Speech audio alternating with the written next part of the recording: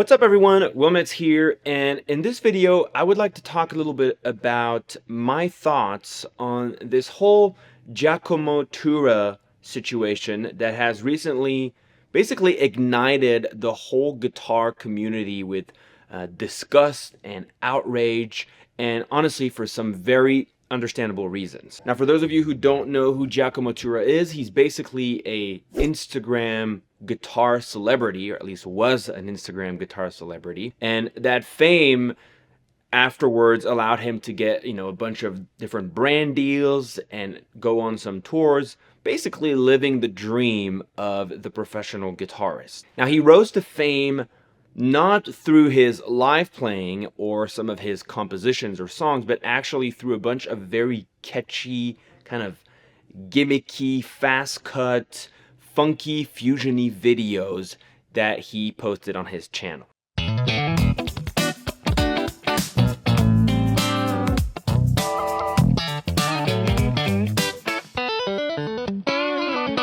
Well, it turns out that he was recently exposed as a fraud in making these videos that he got famous for several reasons. The first one is that he was apparently copying people's solos, other guitarists' solos, note per note. Solos from other actually incredible guitarists and improvisers like Tom Quayle, Jack Gardner, and Alex Hutchings, who are people that I've been following for a while and who are, completely incredible guitarists, genuinely incredible guitarists. Now, that's not the end of it, because, copying someone else's solo is one thing, but he wasn't actually crediting the original composers or the original improviser. He was then called out for it and ended up kind of crediting them. But then it really goes deeper than that. And again, I don't want to go too deep down the rabbit hole. There is a really great video that was done by Danny Sapko, who actually was the first one to kind of do some journalism about this whole incident. So check out his videos about the topic. They go in much more depth. But bottom line, Giacomo was also, he was selling transcriptions of these solos that he had basically copied. And while the original artist also had transcriptions that they were trying to sell. So he's basically bypassing the creator and the artist, not crediting them, and making money from their composition, gaining fame from their original improvisations. So, and again, it goes way deeper. There's a lot of things. Go check out the Danny Sapko video if you want more info on this. Now, I really hesitated before recording this video because I don't want to seem like I'm simply taking advantage of this very trendy and very inflammatory topic right now in the guitar community, just, to get a few views. And in fact, I decided to turn off advertising on this video to show you that, again, I'm not doing this to make a buck. If anything, I want everyone here, and if some of the victims are watching this, to understand that I'm doing this to try to draw some value from this scandal, some lessons that people can take away and essentially use this as kind of like a silver lining. So basically, I saw a way that this could serve my main mission and purpose. And if you don't know me, my name is Metz, and my main goal is to educate and empower guitarists and aspiring guitarists and help them become better, more confident players and improvisers through a thorough understanding of music theory and fretboard navigation. I try to provide high quality, well-detailed and explained music lessons and education. I have a lot of long-form YouTube videos over here on various topics like the cage system, pentatonic scales, etc. So feel free to check them out if you want to learn more. Okay, so first let's all get this out of the way and agree that what Giacomo did as an individual was definitely absolutely outrageous. It's honestly almost incredible to think about it, to think about the amount of work that had to be put in to go through the whole process of taking someone's song, learning it note per note, and then somehow not learning it well enough that you would have to actually record it slower and then speed it up. That's something I probably didn't talk about in the intro, but he would do this. He would record apparently tunes like 50% slower and then play the solos, edit all the notes, and then speed it up to the normal speed. It's just insane to think of the ability to have that much work ethic and discipline to go through all this, because it must have taken hours and hours and hours of work, but really with no substance behind it.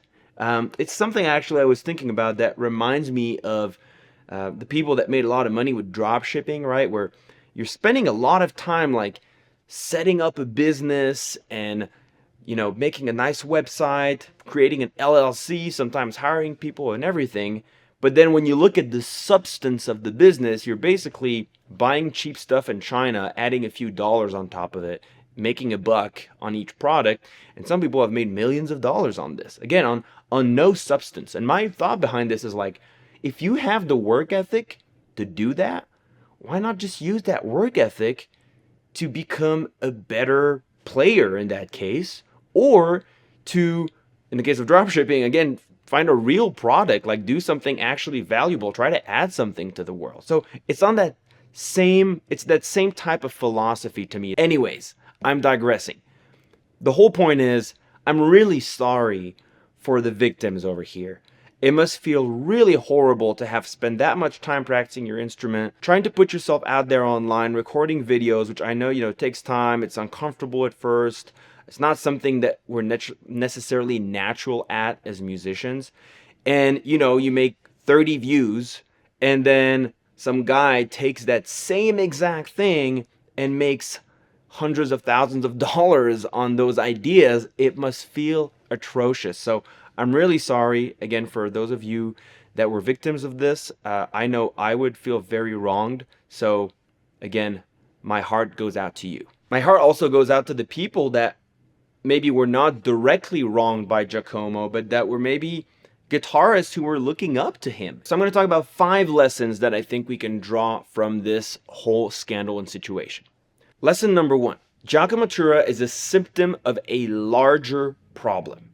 Indeed, I think that the fact that Giacomo even was possible, that what he did was possible in the first place, was a symptom of something much bigger than that just one incident happening. To me, it honestly is a symptom of the social media world in general, and I'll get into this in a second. But again, there's some much bigger mechanisms at play behind this one isolated situation over here. I was recently listening to a great philosophy podcast by Stephen West, who created the podcast called Philosophize This, which is absolutely incredible, by the way, if you want to listen to it. I'm not sponsoring it or whatever. It's just something I listen to that I love. He was talking about the fact that when you analyze, very influential figures in history, and whether it's really good figures or really bad figures, right? Like tyrants or evil monarchs or whatever. What you notice is that these people don't just rise up because of who they are as a person. You need to have, of course, the person themselves with the character traits that allow for this to happen, but you also need a proper or fertile context and environment for these people to rise in the first place. In other words, in other situations or other contexts, other times, these people would not have been able to rise because they would have been shut off at many steps in their progress. So this is another way to say that the simple fact that Giacomo was able to pull this off and rise to fame means something about the context of today's world in many areas.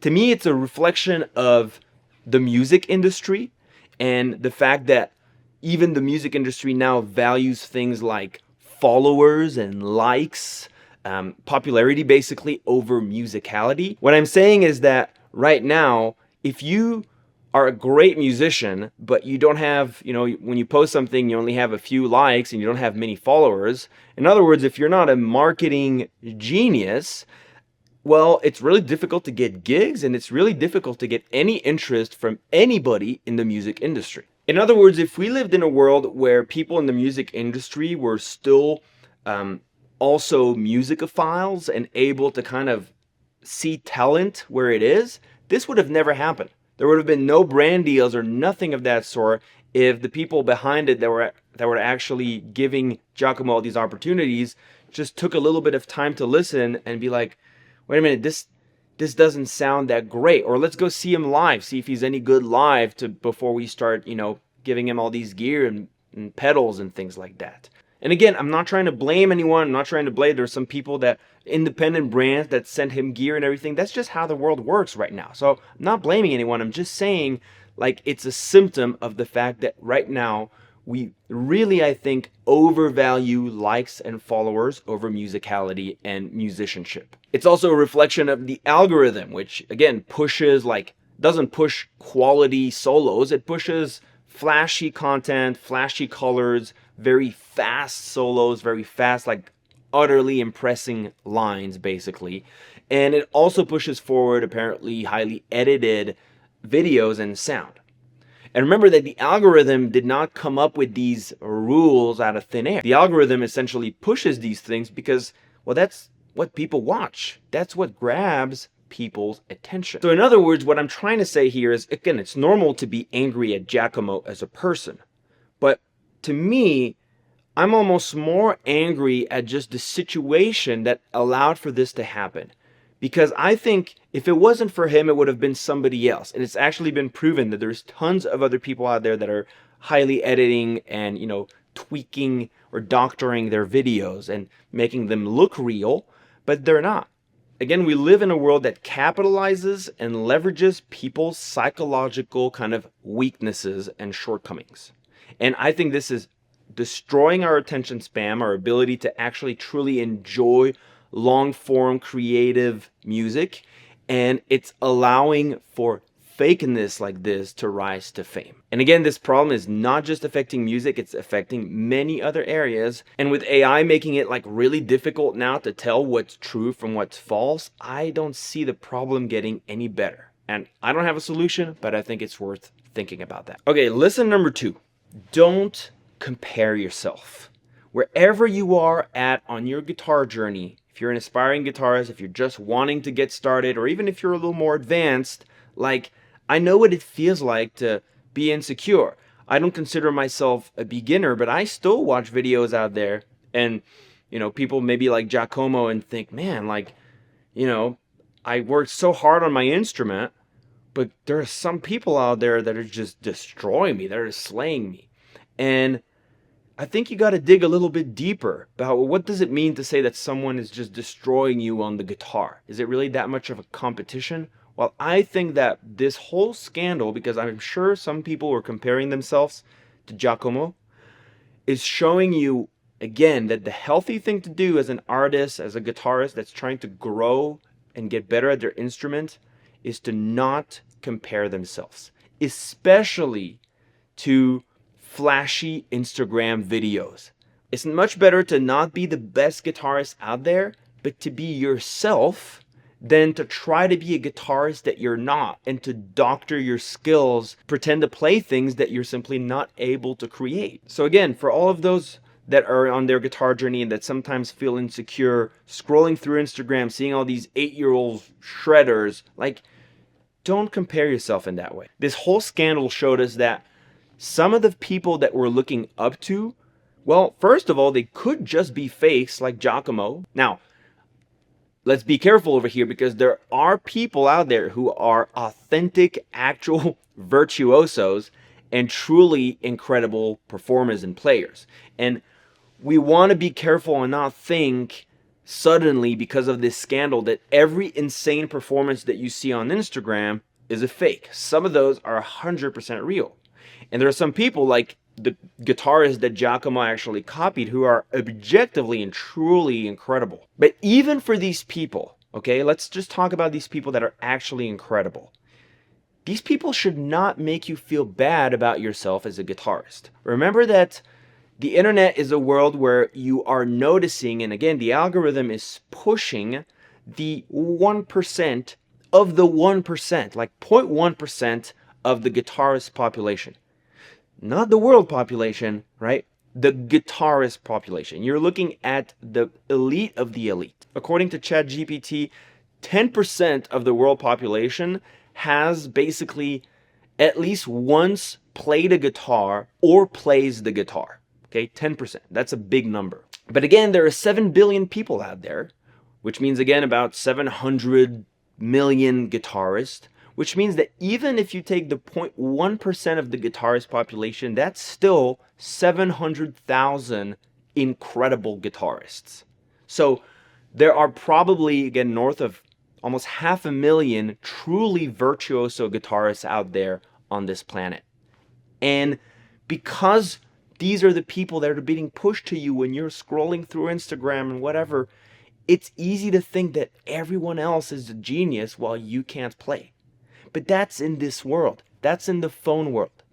If you want to, have a real confrontation with reality, go out there. Go see music. Go to jam sessions. Go to music schools. Go where people are actually, like normal people, are playing guitar. And I guarantee you'll see that the world is not populated with all these incredible virtuosos and geniuses who appear to be all there is when you're scrolling through your phone. Because again, Instagram does not push just average guitar players posting videos of them on Instagram, unless the videos are highly well produced and edited and the sound is all edited, like in the case of Giacomo. Now, this is not an invitation though to stagnate as a musician. I think it's very natural to want to improve. I think every guitarist at any point on their journey, even the advanced ones, have this willingness, this urge to get better. But you're not going to help yourself get better by constantly comparing yourself and being frustrated about your current skills. Getting better takes a few things, and it's always been the same. It's hard work, practice, consistency, and fueled with passion and love, in my opinion. And then worst of them all, it also takes time, right? You can have all of these things. It's always going to take some time for you to make progress. There are no shortcuts, and wanting it more or being frustrated at yourself for not getting faster results is not the way to do it. And anytime you go online and scroll like this, like if you're feeling frustrated and envious, either stop scrolling or try to reframe this. And rather than feel envious, you should feel inspired by these musicians, by these incredible virtuosos. So again, don't envy them or watch them with discouragement, because the reality is that, you might never be as good as they are. And if anything, you'll never be exactly them. They're their own person with their own life, their own musical story and history, their own practice routines and childhood, and all of these life events made them the musicians that they are. Just like your experiences made you the person that you are, not just on the guitar, but all the other aspects of your life. And you have to remember that a lot of the people that are on the higher end of genius and virtuosity had to sacrifice other things about their lives so that they could put all this energy and practice into becoming that good. Okay? They had to do a lot of sacrifices. They had to work very, very hard. And so you might have other things and other dimensions of your life that these people maybe had to sacrifice. So what I'm saying is, don't envy someone like this for their skills. Be inspired. Look at them and be, wow, how crazy and incredible and beautiful is it that some people are able to play at that level. Human beings are incredible. They're amazing. And you know what? The cool thing is that these people got there by working really hard.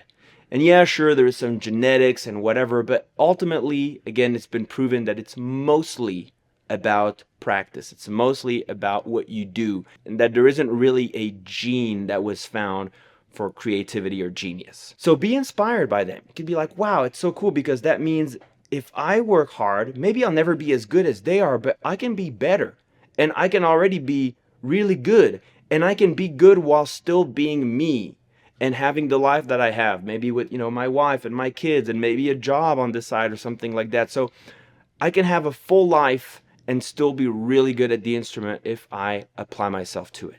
So again, be inspired in those ways. Try to reframe. Don't compare yourself uselessly. You're on your own path, your own journey. And as a philosopher, I don't remember, said one time, might have been on that same podcast I talked about, but you can't just envy one aspect of someone else's life. You can't just say, I want your guitar skills. I want your amount of money, for example. You could be like, oh, I would love to have the same amount of money as, Jeff Bezos or something. Well, no, because the reason why Jeff Bezos has that much money, the reason why these incredible guitarists are who they are is because of everything else that they did in their life. All their life experiences, their genetics, all of that stuff. So you can't just envy one aspect. You would have to trade for the whole thing. Would you trade for the whole thing? No, probably not. So be grateful. Whew, sorry, lesson number 2 was a little long, but let's get into lesson number 3. Lesson number 3, I think, is try to get back to more organic music. One thing that I hope happens from this scandal is that people start valuing a different side of music, not the gimmicky, fast cut, super impressive technical thing, but actual expressiveness and full form creations and songs and compositions. And honestly, above all, I think live music. Right? The ability to see people perform at their highest level right there in front of you. It's much harder to lie about your chops in full compositions or in the studio with other musicians, and especially on stage. And that's actually part of what got Giacomo exposed in the first place, was some clips of him performing live where it's like, well, he doesn't sound as good as he does in the Instagram videos. So again, as an independent musician and knowing a lot of other independent musicians, I can tell you that for most musicians, and for those of you out there that are listening, you'll probably agree with me, the only reason that we're trying to take a jab at that whole Instagram, TikTok, social media thing is because we feel like we have to. We feel like the industry is forcing us to do this, but what we actually like is not being by ourselves like this in front of a light and recording takes for a 30-second reel. We do this because apparently that's what people like now. And there's a lot of musicians out there trying to make a living and trying to get some sort of attention so that they can, deliver or show their compositions and creation. And this seems to be the path now to actually being able to release records and getting people to come to your live shows. But most guitarists want to be creative, right? They want to record, they want to compose, they want to be with other musicians on stage in front of audiences, share their art and their music, and practice occasionally. So I hope that the Giacomo scandal will show that the Instagram world of music is a little bit unfortunate, okay? It's not the real world of music. It's allowing, again, for fakeness to rise to fame because it's more focused on short snippets and gimmicky things rather than full-form compositions, rather than actual musical, live, organic experiences. So to me, an indirect way to counter this whole Giacomo phenomena is to listen to full songs, right? Go back to something a little more organic and analog. I'm not saying, go buy a bunch of vinyls and everything, although they are cool, if you ask me.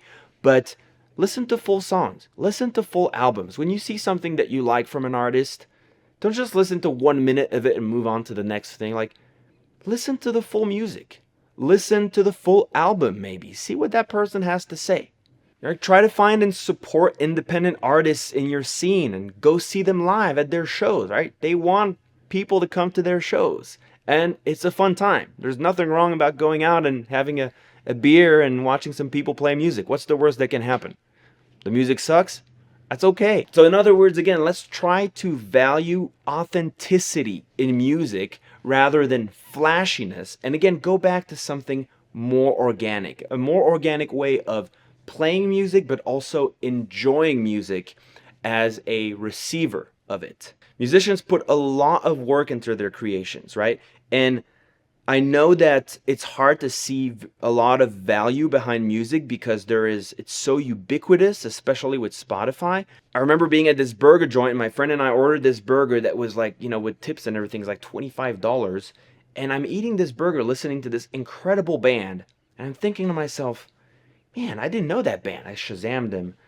And I was like, how crazy is it that I just paid $25 for this burger that's just a burger, an average burger, and I get to listen to this amazing piece of music that probably took hours and hours to make and then all the practice before and everything, and I didn't even know about these people, and I'm listening to this for free, right? Burger's $25. I'm listening to this for free. And I know maybe it's somehow included in the price of the burger or whatever, but it's still interesting again how ubiquitous music is and how much, how little value, especially monetary value, is given to all this work that's put into these incredible creations. And it's sad because the reality is that if all of this disappeared and if we were left with just the famous musicians and, the famous pop stars and everything, I think it would be a really sad world. Okay, lesson number 4.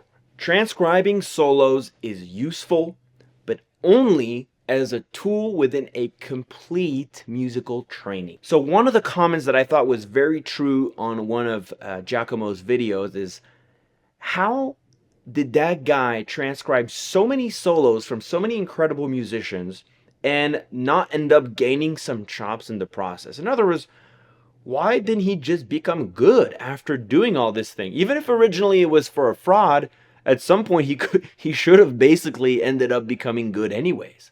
So what happened there? Because the fact is that transcribing other people's music and solos can be very beneficial, right? It's a practice that a lot of musicians and music educators recommend. But ultimately, that's not the end-all be-all.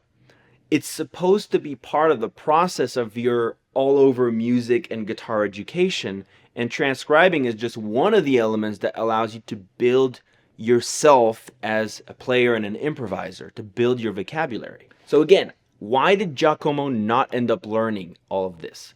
But one of the possibilities is that he was actually, again, he was learning the solos very mechanically to a 50% speed and just well enough that he could string the whole thing together, and then with all the editing, etc., and accelerating, it would end up sounding decent, right? But he actually never got himself to be able to play the solo at full speed all the way through. So if you learn or transcribe solos always in that way, in a half-ass way, where you're not actually learning the whole thing, then you might not be getting the full benefits of transcribing solos. You might not be getting the full technical and improvisational benefits. But to me, there is another element that explains this, and it actually has to do with something I learned about Giacomo when he posted and explained that he knew zero theory. He was selling himself as someone who just knew nothing. No notes on the fretboard, didn't practice his scales, it was all by ear, right? There was no education whatsoever. Now that would definitely explain why he actually wasn't able to incorporate these solos and transfer this work of transcribing into being a better player. And again, I don't really know what it is about guitarists thinking that it's somehow cool not to know theory or not to know your scales or your notes on the fretboard. By the way, that's mostly a guitarist thing. I've never heard like a sax player be like, you know what? I don't even know any note that I'm playing on my saxophone. I'm just kind of winging it. Isn't that cool? Does that make me even a better sax player? Like, no other instrument does that. That somehow this is a plague for guitarists. And I don't know when ignorance and not being educated started making you the cool kid. But again, it's simply absurd. Because again, sure, you have a few people, a few incredible guitarists who don't know much or anything and somehow became incredible. But for one of these people, you have 100 people that are basically stuck and stagnating and confused and wondering, why am I not getting better? Well, this could be an avenue to explore, learning your notes on the fretboard, understanding musical concepts, practicing with good rigor and metronome, understanding rhythm, etc. So you get one exceptional person that doesn't need this, 100 confused people, and, occasionally people like Giacomo. People who can somehow or somewhat mechanically reproduce solos and copy other people, but because they lack the understanding of theory, harmony, their fretboard, and they're incapable of actually truly internalizing and understanding the solos that they transcribe to make it part of their playing and vocabulary and become better improvisers in the process. So conclusion here, don't think that transcribing solos is useless just because Giacomo did it and ended up, not being a good musician. Understand that it is one useful part. I think it's a very useful part of a complete musical training or guitar training. So I definitely encourage you transcribing solos, but I also think that you really need to look at the other side of this. The best musicians out there, most of the time, studied theory, practice their scales really hard, know their notes on the fretboard, have the right frameworks, can find themselves all over in every shape, not making a bunch of mistakes and having no clue of what's really happening under their hands and under their fingers. And I'll do just a tiny bit of shameless promotion, but that's exactly what I teach in my academy, right? I help intermediate guitarists who are stuck, who can play and have managed again to pull themselves, bootstrap themselves, mostly self-taught, into being able to play some songs, play open chords, bar chords, solo a little bit, but things are just not making sense. Nothing is really clicking. They don't understand the concepts. They're confused by modes, circle of fifths, scales, and all these things. And it's really, I would say, hurting their enjoyment of music and hurting their progress on the guitar. So this is what I teach in my Metz Academy. I'm not gonna, talk more about this. If you're interested in this, there's a link below. You can see if you qualify and apply. And in fact, when I talk about my students and I say that they're mostly people who, are kind of able to play songs, the note, the pentatonic scales, but can't see the whole picture and don't really understand theory, don't know their notes well, man, that kind of reminds me of Giacomo. So Giacomo, if you're listening to this video, you know what? Maybe you want to apply for my Metz Academy. I can teach you theory. Maybe you can actually start understanding all these solos that you transcribed and become a better musician in the process. And if you actually ended up enrolling, of course, I will donate your enrollment fee to a music charity, because I don't want to take any stolen money in my academy. So I would donate it to a charity. I doubt that that's going to happen, but if it did happen, that's what I would do. And finally, lesson number 5 is pay extra attention to the video and sound quality of what you put out there. And this is particularly true for the musicians out there, right, that are actually trying to promote their content. This is actually a lesson that I'm trying to apply myself, because again, it's very difficult. There's a lot to do as a musician if you want to try to make even just a small following. But let's look at what Giacomo did and think to ourselves, well, you know what? Maybe I should buy this $50 lighting system to make my videos look better. Because again, that guy had not nearly as many chops as a lot of these other players. He was, at best average, and he managed, through working on all the other elements but his skills, to become famous, right? Everything else is fake. Composition stolen, skills enhanced artificially through production.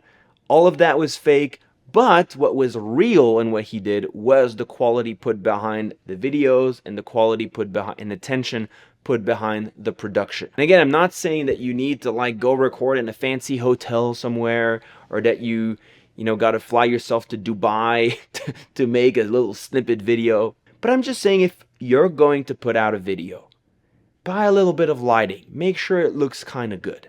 Right? Take inspiration from what he was doing in that way, not in the other ways, but in that way. Get a nice wardrobe. Make sure your haircut's okay. Make sure the sound is good. In other words, just if you can, right? Not everyone has the means, but if you can, try to apply yourself a little more to the general aesthetics of what you're filming. Make sure you're in frame. Make sure the video looks kind of good. You can do it from your iPhone now. This is being filmed from my iPhone right now, right? So you can make things look pretty good nowadays with what you have. And when it comes to the audio, I'm not saying edit like he was doing and compress everything and over edit. Try to keep it pretty organic, but it does make sense to try to have a good mix, to try to pay attention to the production, to try to have, to look a little bit into the mastering and make sure that when you do come out with a tune, it sounds decent. Bottom line, you can't really just film yourself with a bad quality video and bad quality sound, play your solo, even if the solo is incredible, and then post it online and think, why am I not getting many views, right? And this is not just about the algorithm. This is just human nature. We like pretty things. We like pretty videos. And in fact, if you look at all the people that Giacomo copied, like Jack Gardner, Alex Hutchings, Tom Quayle, and everything, they figured it out now.